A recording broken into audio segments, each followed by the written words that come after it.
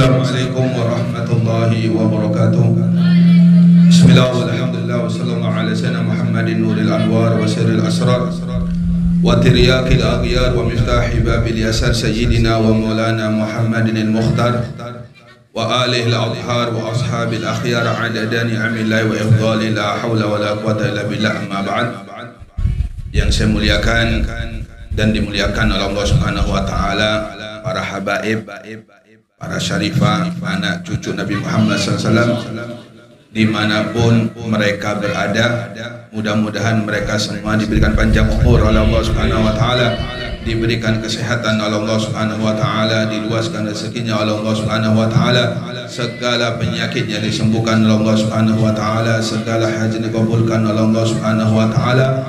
Amin ya rabbal alamin. Dan mudah-mudahan berkat kemuliaan anak cucu Nabi Muhammad sallallahu alaihi wasallam kita dipertemukan oleh Allah Subhanahu wa taala dengan kajian Nabi Muhammad sallallahu alaihi wasallam sebelum roh kita diambil oleh Allah Subhanahu wa taala. Mudah-mudahan dengan berkat kemuliaan anak cucu Nabi Muhammad kita semua dipertemukan oleh Allah Subhanahu wa taala dengan kajian Nabi Muhammad sallallahu alaihi wasallam sebelum roh kita diambil oleh Allah Subhanahu wa taala. Mudah-mudahan dengan berkat kemuliaan anak cucu Nabi Muhammad, mudah-mudahan kita semua dipertemukan oleh Allah Subhanahu wa taala dengan kajian Nabi Muhammad sallallahu alaihi wasallam. Amin ya rabbal alamin. Yang saya muliakan dan saya taati para guru-guru, para kiai yang tidak bisa saya sebutkan satu persatu, terutama guru Muslim dan juga Ustaz Hasbullah.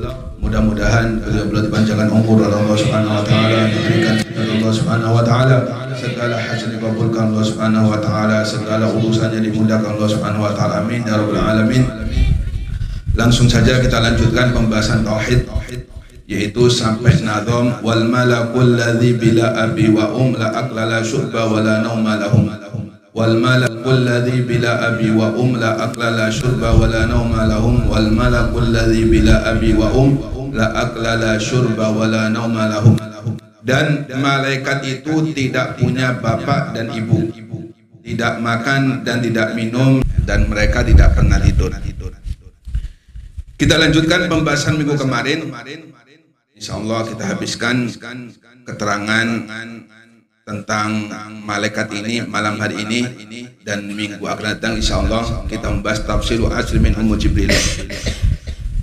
Kemarin kita bersama-sama membahas tentang perkataan Imam Ghazali, bahwasanya dalam diri kita ada sifat-sifat yang buruk sekali, dan apabila sifat tersebut kita bawa sampai mati, maka nggak ada lain tempat kita yaitu neraka Allah Subhanahu wa taala. Yauma la yanfa'u malun wala banun illa man atallaha biqalbin salim. Satu-satunya yang bisa menyelamatkan kita ketika kita kembali kepada Allah Subhanahu wa taala yaitu hati yang selamat, hati yang bersih dari segala macam kotoran-kotoran ataupun akhlak-akhlak yang tidak terpuji yang ada pada hati kita. Maka di antara sifat-sifat atau akhlak tersebut yang jelek yang ada pada diri kita yaitu sifat subuhiyah. Kemarin kita bahas sifat syaitaniyah. Sekarang sifat bahimiyah. Sifat bahimiyah yang timbul dari sifat bahimiyah atau sifat kehewanan yaitu as-syahwah. Sering kita bahas tentang masalah syahwat. Memang Allah Subhanahu wa taala menciptakan makhluk ini terdiri dari 3 unsur. Kata Nabi, innallaha khalaqal khalqa ala thalathati asnafin. Kata Nabi Muhammad, sesungguhnya Allah Subhanahu wa taala menciptakan makhluk ini terdiri dari 3 unsur atau terdiri dari 3 sifat. Yang pertama, Allah ciptakan makhluknya yaitu cuma diberi akal oleh Allah Subhanahu wa taala, tidak diberi syahwat oleh Allah Subhanahu wa taala. Siapakah mereka? Yaitu malaikat. Makanya wal malakul ladzi bila abi wa la aqla la syurba. Malaikat gak tidur, gak makan, gak punya bapak, gak punya ibu, Apalagi? Surba wala naumalahu. Ini malaikat. Ketika Allah Subhanahu wa taala menciptakan para malaikat Allah yang cuma diberi akal oleh Allah Subhanahu wa taala, maka malaikat ini tidak pernah maksiat kepada Allah Subhanahu wa taala. Diperintahkan sujud ila yaumil qiyamah. Diperintahkan rukuk ila yaumil qiyamah. Diperintahkan tasbih oleh Allah Subhanahu wa taala, membaca tasbih ila yaumil qiyamah. La ya'sunallaha ma amarahum wa yaf'aluna ma yu'marun. Mereka para malaikat Allah tidak pernah berbuat maksiat kepada Allah Subhanahu wa taala. Seluruh yang diperintah oleh Allah Subhanahu wa taala mereka kerjakan. Ini maklum. Kemudian yang kedua, yaitu Allah Subhanahu wa taala ciptakan makhluknya cuma diberi syahwat oleh Allah Subhanahu wa taala, tidak diberi akal.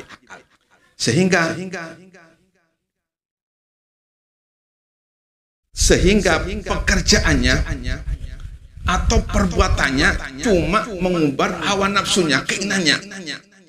Ketika tidak diberi akal oleh Allah Subhanahu wa taala makhluk ini, maka nggak punya malu.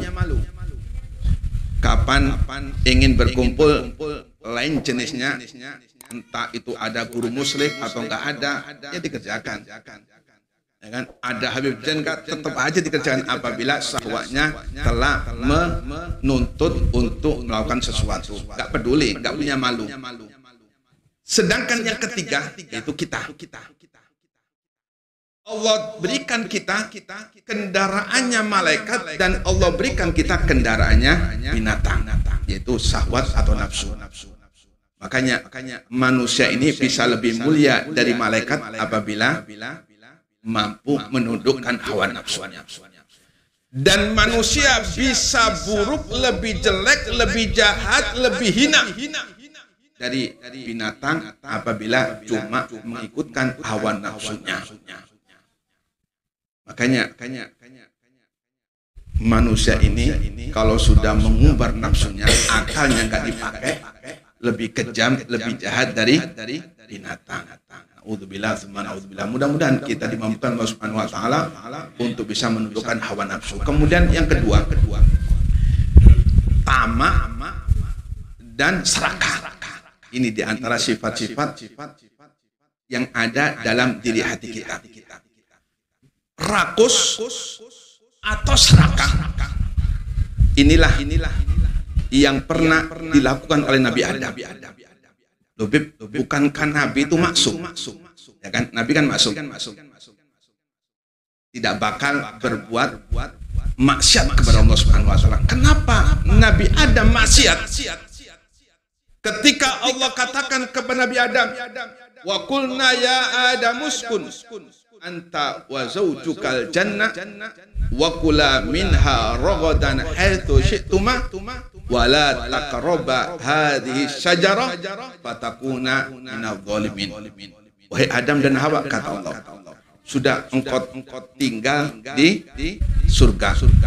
Seluruh kenikmatan yang ada di surga, nikmatilah sepuas engkau, kata Allah Subhanahu wa taala. Cuma satu. Wala taqrabu hadhihi syajarah fatakuna minadh dhalimin.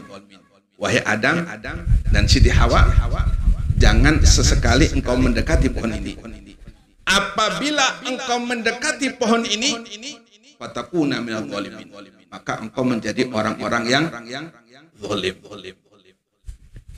Pertanyaannya, kenapa seorang nabi kok maksiat kepada Allah Subhanahu wa taala dengan mengerjakan apa yang dilarang oleh Allah Subhanahu wa taala? Maka banyak sekali mufassirin, para tafsir yang mengatakan ketika Nabi Adam baru pertama kali diwujudkan oleh Allah Subhanahu wa taala dan dimasukkan surga oleh Allah Subhanahu wa taala, kata mufassirin, seorang ahli tafsir, beliau belum diangkat menjadi nabi.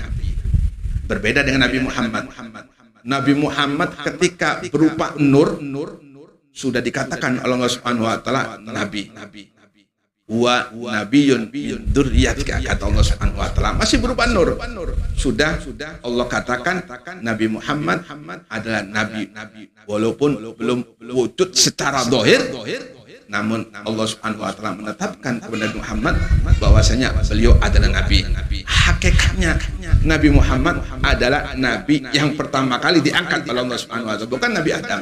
Namun Nabi Muhammad SAW hakikatnya yang pertama kali diangkat oleh Allah Subhanahu wa taala menjadi nabi Allah Subhanahu wa taala.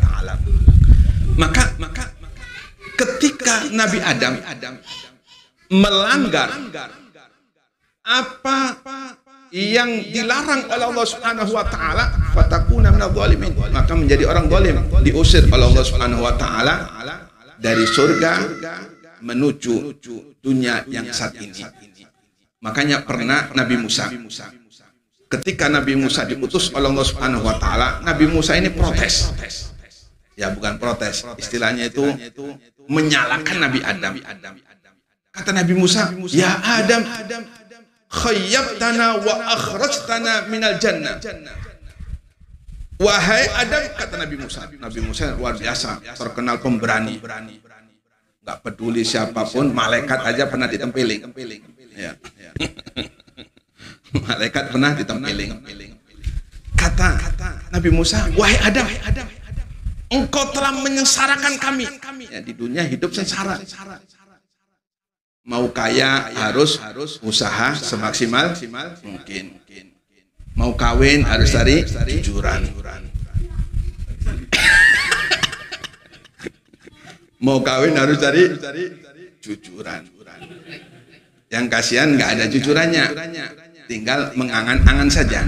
Ya, mudah-mudahan kita doakan. Teman-teman kita yang belum kawin, mudah-mudahan dicepat kawin. Dan apabila kendalanya uang, mudah-mudahan cepat disukikan oleh Allah Subhanahu wa taala. Dan yang sudah kawin cukup satu saja. Kalau pengen banyak di surga nanti. Ya. Maka ketika Nabi Musa protes kepada Nabi Adam, "Wahai Musa," kata Nabi Adam, "apakah engkau menyalahkan aku? Apakah engkau menyalahkanku? Sedangkan 1000 tahun sebelum Allah Subhanahu wa taala menciptakan aku, takdirku bakal ditaruh oleh Allah Subhanahu wa taala di dunia." Kan jelas di Quran. Ketika Nabi Adam belum wujud, "Inni ja'ilun fil ardi khalifah." Kata Allah Subhanahu wa taala, "Wahai malaikat, inni ja'ilun fil ardi khalifah." Aku akan menjadikan khalifah itu Nabi Adam dan orang-orang yang mampu untuk menundukkan hawa nafsunya. Padahal Nabi Adam waktu itu masih belum wujud. Masih belum diwujudkan Allah Subhanahu wa taala. Cuma Allah memberikan sinyal bahwasanya Nabi Adam pasti bakal hidup di dunia. Adapun Nabi Adam melanggar apa yang dilarang oleh Allah Subhanahu wa taala, itulah skenario Allah Subhanahu wa taala. Jadi orang celaka, orang zalim itu ada sebabnya. Dan itu sudah ditentukan oleh Allah Subhanahu wa taala di zaman ajali. Belum tentu saat ini kita ahli ibadah Allah Subhanahu wa taala, belum tentu. Di detik-detik sakaratul maut justru kita menjadi seorang pendosa. Belum tentu saat ini kita menjadi orang-orang yang beriman Allah Subhanahu wa taala. Naudzubillah, ketika roh kita diambil Allah Subhanahu wa taala, beserta itu iman kita dicabut oleh Allah Subhanahu wa taala. Maka bahaya. Kita harus betul-betul sering meminta sama Allah Subhanahu wa taala, sebab hati ini berbolak-balik. Ya muqallibal qulub, tsabbit qalbi ala dinik. Meminta Allah Subhanahu wa taala, meminta doa, minta barokah. Agar apa? Agar tetap iman kita ini tetap ketika dicabut roh kita tetap dalam keadaan iman Allah Subhanahu wa taala. Ini ya nikmat-nikmat yang paling besar yang diberikan Allah Subhanahu wa taala, mati dalam keadaan iman kepada Allah Subhanahu wa taala. Maka kembali rakus atau tamak. Orang yang dikuasai oleh sifat rakus dan sifat tamak, ini yang pertama, dia tidak bakal punya adab. Sudah bisa dipastikan, orang yang rakus atau tamak sudah dipastikan dia bakal nggak punya adab. rakus pada jabatan, rakus pada kemasyhuran, rakus pengen diakui, macam-macam, maka orang tersebut pasti nggak punya adab. Sebab emosinya atau sifat rakusnya ini selalu menuntut agar melaksanakan apa yang dituntut oleh hatinya. Makanya kata Nabi Muhammad, at-tama yuzilul haya. Sifat rakus atau sifat serakah ini bisa menghilangkan sifat malu. Kalau seseorang sudah tamak, serakah, maka nggak punya sifat malu. Hilang sifat malunya. Dan seluruh dari perbuatan-perbuatan yang hina yang dilakukan oleh seseorang itu dasarnya atau timbulnya dari sifat tamak atau sifat rakus. Orang merampok, ya merampok, ya baik itu terang-terangan di jalan, bawa motor, dicegat, hartanya mana? Ini kan nggak punya malu. Sifat yang sangat buruk, segala macam sifat yang hina timbulnya dari itu sifat tamak, merampok. Ini timbulnya dari sifat tamak rakus. Kemudian macam-macam, berbagai macam sifat-sifat yang buruk itu timbulnya dari sifat tamak, sombong, macam-macam, termasuk iblis. Ya, iblis dan lain-lainnya. Mereka melakukan keburukan, kehinaan sifatnya, sifat kehinaan timbulnya karena dari sifat tamak. Dan tujuan Allah Subhanahu wa taala menciptakan kita di dunia cuma satu. Bagaimana kita membersihkan hati kita dari akhlak-akhlak yang buruk. Sebab Allah Subhanahu wa taala ketika melahirkan kita atau mengeluarkan kita dari perut ibu, hati kita dalam keadaan suci dan bersih. Kemudian kita nodai dengan dosa-dosa, sifat-sifat yang jelek-jelek macam-macam, maka Allah menuntut pada kita agar hati kita bersih, cemerlang seperti sedia kala ketika Allah Subhanahu wa taala mengeluarkan kita dari perut ibu kita. Dari perut ibu kita. Maka apabila kita meninggal, hati kita masih tetap kotor, ya, banyak noda-noda hitam, maka cara Allah Subhanahu wa taala untuk membersihkan kembali yaitu dimasukkan neraka. Ya untung-untung kalau kita masih Islam. Sebab orang yang berbuat kesalahan zahir atau batin ini dampaknya bisa melepaskan iman kita, bisa iman kita dilepas oleh Allah Subhanahu wa taala. Lebih-lebih dosa yang berkenaan atau berhubungan dengan hati, seperti sifat-sifat tadi sombong, tamak, rakus dan lainnya. Ya mudah-mudahan dengan berkah Raudhatul Haddad kita bersama Allah Subhanahu wa taala dan tetap dalam keadaan mati dalam keadaan Islam dan iman. Amin ya rabbal alamin.